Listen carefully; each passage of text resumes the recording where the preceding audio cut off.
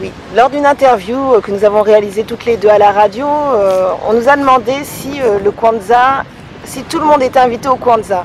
Et c'est vrai que, bon, je pense de ma part, je prends cette responsabilité de ne pas avoir été précise quand j'ai dit que Kwanzaa se faisait à la Maison pour tous et que chacun était amené à venir. Je signifiais tous les Africains. Et c'est vrai qu'il y a une sœur ce matin qui nous a posté aussi un message sur Internet et qui nous rappelait, et je la remercie, donc c'est la sœur Fatoumata Sissé qui organise le Kwanzaa de Torcy, que Kwanzaa est une fête exclusivement réservée aux Africains.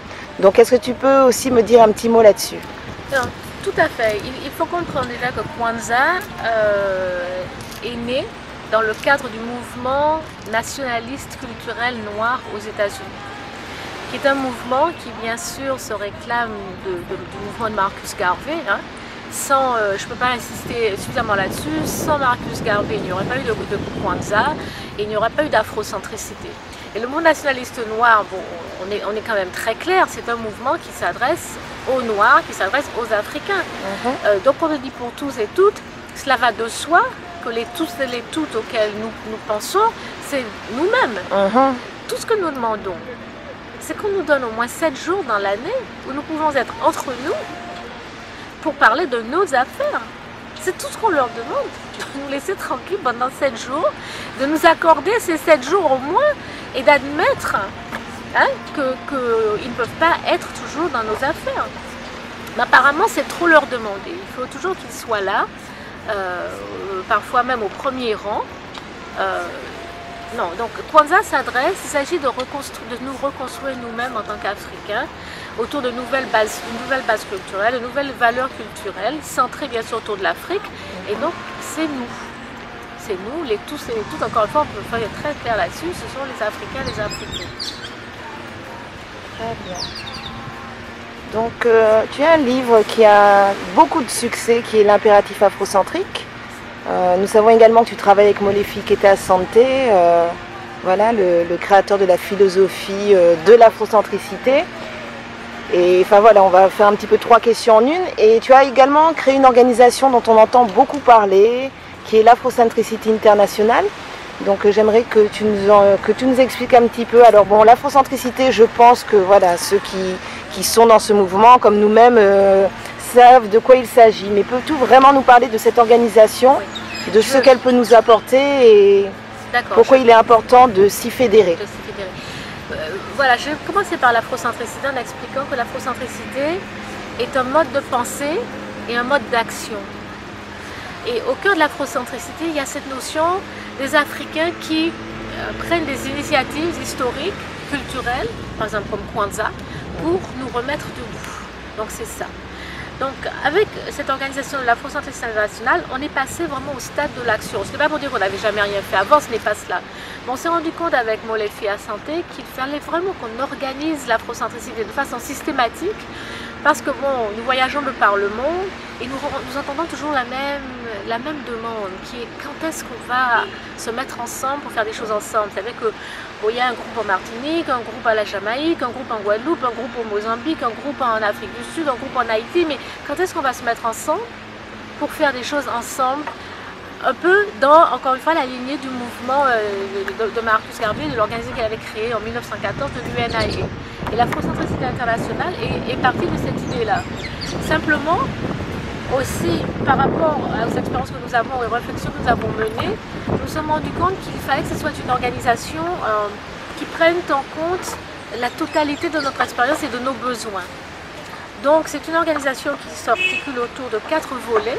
Il y a le volet économique parce qu'il est absolument impératif que nous ayons une solide base financière pour financer nos projets. Il est hors de question que nous continuions à quémander et aller faire des demandes de prêts, de subventions et autres. Donc dans cet ordre d'idée, nous avons comme projet une banque, GOT, Corporation Bank. Le projet est en cours. En fait, je peux lancer un appel. Nous cherchons 40 Africains qui sont prêts à investir $50 000. pour que nous ayons un capital de 2 millions de dollars. Et avec ce capital-là, nous pourrons monter notre banque et nous pourrons fonctionner correctement. Donc ce n'est pas impossible. Chercher 40 Africains de par le monde qui auraient 50 000 dollars, ça fait à peu près 35 000 euros. Ce n'est pas la mer à boire. Nous en avons déjà trouvé, en fait, plusieurs. L'autre aspect, c'est l'aspect intellectuel éducatif. Il faut absolument, encore une fois, que nous nous éduquions et que nous écrivions des livres, que nous témoignions, que nous fassions des films, tout ce que nous avons à faire pour parler de notre vérité à partir de notre propre expérience. On est fatigué des autres qui viennent toujours nous définir et nous dire qui nous sommes, qui nous devons être, qui nous ne devons pas être, qui nous ne sommes pas, enfin bref, on est fatigué. Donc pour nous, la première des libertés, c'est la liberté de se définir. Et donc nous voulons assumer cette liberté-là en faisant, et en continuant, en fait, pas en faisant, mais en continuant un travail intellectuel et éducatif. Donc par exemple, avoir nos institutions pour nous-mêmes, pour nos enfants. On ne peut pas continuer à livrer nos enfants aux institutions scolaires occidentales parce que c'est une catastrophe. Après, on s'étonne que nos enfants soient aussi perdus, mais c'est normal et c'est nous qui sommes responsables de cela. Imaginez que vous alliez livrer votre enfant à votre ennemi, à 8 heures vous déposez l'enfant et à 5 heures vous venez chercher l'enfant. Qu'est-ce que vous pensez que ça va donner? Malcolm X le disait, il n'y a que des idiots qui peuvent permettre à leurs ennemis d'élever et d'éduquer leurs enfants. Et Malcolm X avait parfaitement raison. Donc il faut vraiment, une fois qu'on s'organise, il y a un savoir-faire.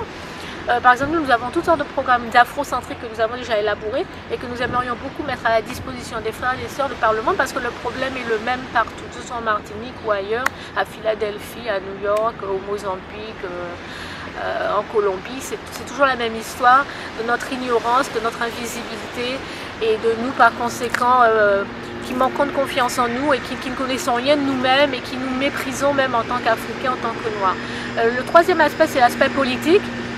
Parce que nous croyons qu'il est absolument indispensable que nous investissions la sphère politique et que nous soyons présents dans les sphères où des décisions sont prises. Vous voyez? Et le quatrième aspect, qui est l'aspect peut-être le plus important, c'est l'aspect spirituel.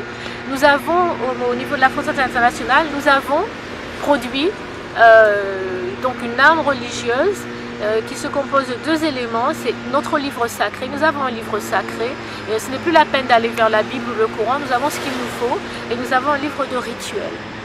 Voilà, donc nous n'avons plus besoin de pratiquer les rituels des autres, nous avons des rituels qui vont nous permettre de nous structurer, de nous restructurer en tant qu'Africains. Le livre sacré, je veux bien expliquer que ce n'est pas un livre que nous avons créé à partir de rien du tout, c'est un livre en fait qui est riche des connaissances que nous avons acquises,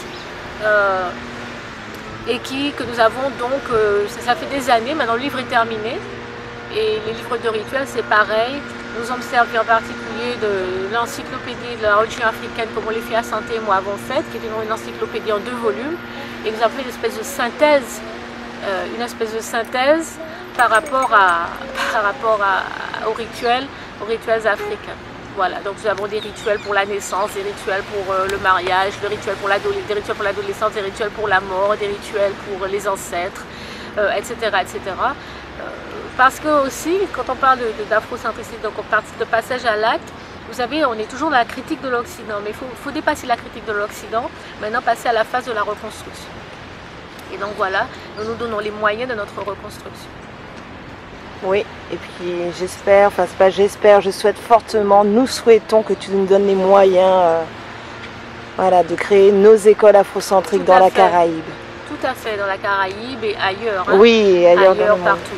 Pour ceux que ça intéresse, je voudrais peut-être donner l'adresse du site internet, parce que nous avons un site, c'est www.afrocentricityinternational.org.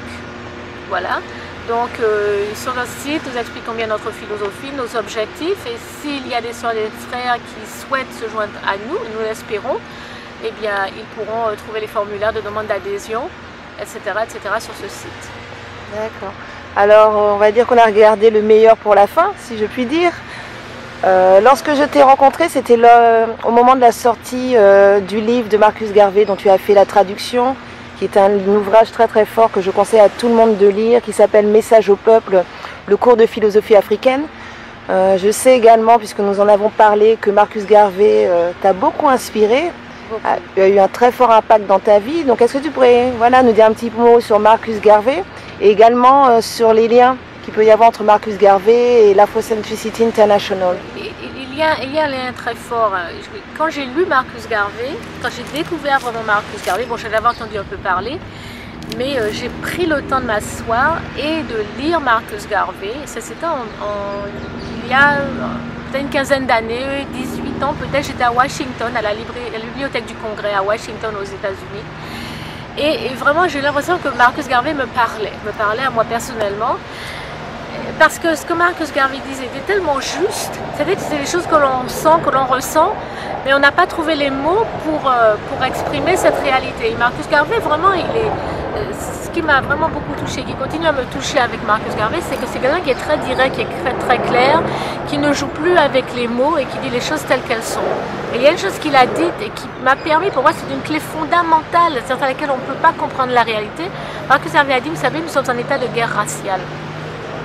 Quand vous avez compris cela et les implications de cela, à savoir que les institutions, que les Blancs, donc ceux-là même qui sont en guerre avec nous depuis plus de 500 ans, que les institutions que ces gens-là ont créées sont là pour servir leurs intérêts, pour leur permettre de gagner cette guerre qu'ils livrent, vous comprenez à quel point il est futile de penser que leurs institutions peuvent nous servir. C'est de la pure folie, ça relève. Mais tant qu'on n'a pas compris cela, évidemment, on continue à se plaindre, à se pleurnicher, pourquoi est-ce qu'on ne nous apprend rien sur nous-mêmes à l'école, pourquoi les médias, on n'est pas dedans, pourquoi ils ne parlent pas de nous un peu mieux que ça, pourquoi quand ils montrent des Noirs aux États-Unis, c'est toujours sous la forme de criminels, etc.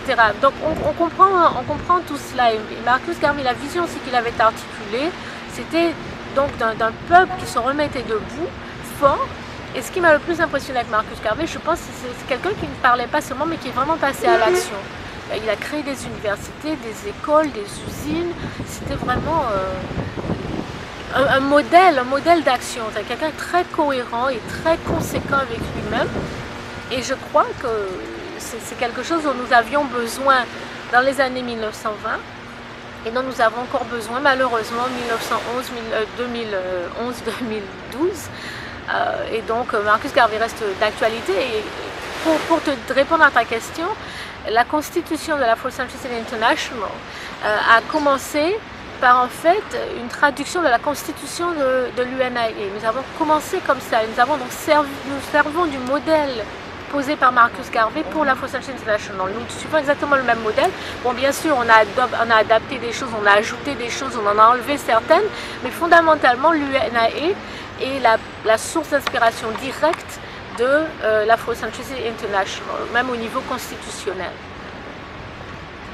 Ok, très bien. Alors un petit mot quand même, j'avais dit que c'était le mot de la fin, mais voilà, on en approche, on a dit qu'on allait regarder le meilleur, et je pense que même si Marcus Garvey voilà, est un ancêtre que l'on respecte beaucoup, nous savons que le meilleur, enfin, tu vas comprendre, je pense, ce sont nos enfants. Alors, Amamazama, les mots de la fin? Les mots de la fin, c'est que nous devons vraiment prendre des décisions et nous y tenir. C'est l'idée de Kwanzaa, les nouvelles résolutions pour l'année 2012 et vraiment mettre en place des mécanismes, des institutions qui vont nous permettre de nous remettre debout parce que personne ne le fera pour nous et personne ne devrait le faire pour nous. Et donc je souhaite à tous les frères et toutes les sœurs qui nous regardent de se joindre au mouvement Afrocentricity International et de prendre des initiatives où qu'ils soient, pour que nous puissions vraiment changer les choses, arrêter de nous plaindre, arrêter de déconstruire l'Occident et vraiment reconstruire l'Afrique sur des bases solides, qui ne peuvent être que les nôtres, que les bases établies par nos ancêtres de toute façon. Voilà ce que je voudrais dire. Ok, Amamazama, merci en chai, merci en l'eau, merci en pile. Merci en pile.